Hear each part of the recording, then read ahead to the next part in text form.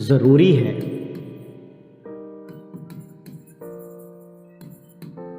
Eleventh के बच्चों के लिए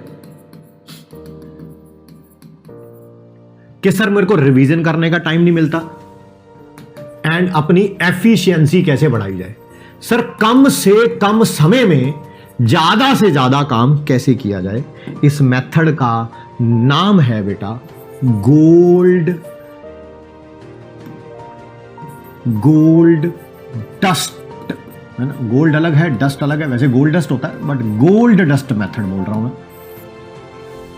इसके दो हिस्से हैं, दो हिस्से गोल्ड डस्ट मेथड के। इससे क्या होगा, एक तो आपका रिवीजन टाइम कम होगा और एक आप कम से कम समय में ज्यादा चीजें जो हैं वो कर पाएंगे। इसके दो पार्ट्स हैं, पहला दूसरा। पहला पार्ट ये है repeat after me in class.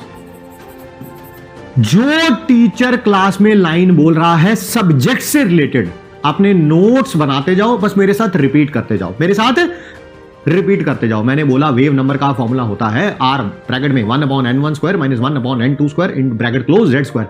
ये आपको रिपीट करना है मेरे साथ, सिर्फ रिपीट करना है। मैं क्लास के अंदर, क्लास के दौरान कम से कम एक एक चीज को 4 या 5 बार पढ़ाता हूं, ठीक।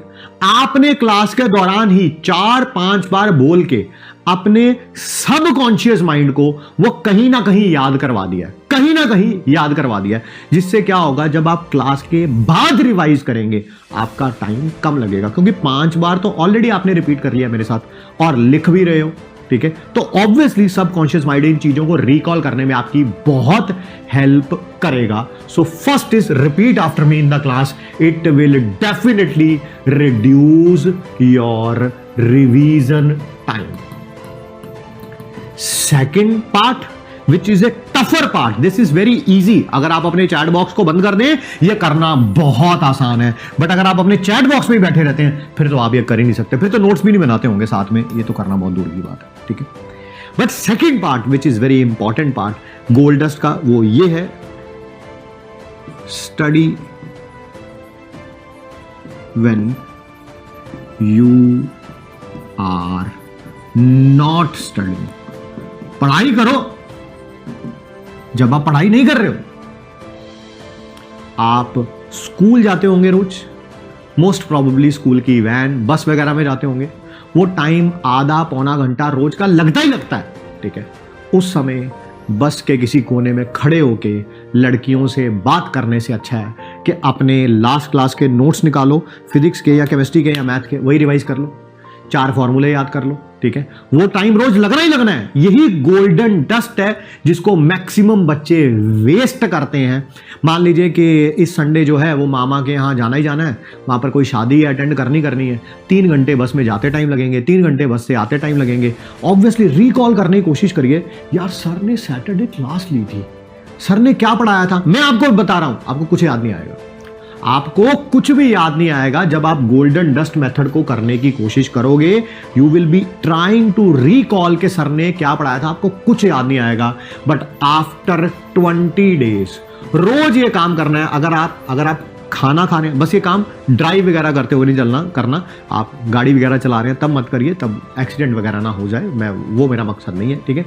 आप खाना खा रहे हैं, खाना खाते टाइम रिकॉल करने की कोशिश करिए, सर ने आज पढ़ाया था हाइड्रोजन स्पेक्ट्रम, हाइड्रोजन स्पेक्ट्रम में वेव नंबर का फॉर्मूला क्या था, आर के अलावा कुछ याद ही नहीं आ रहा। आप यही 10, 15, 20 दिन बाद ट्राई कर रहे होंगे, उस समय के टॉपिक को रिकॉल करने की कोशिश करेंगे, आप 60 से 70% चीजें रिकॉल कर पाएंगे।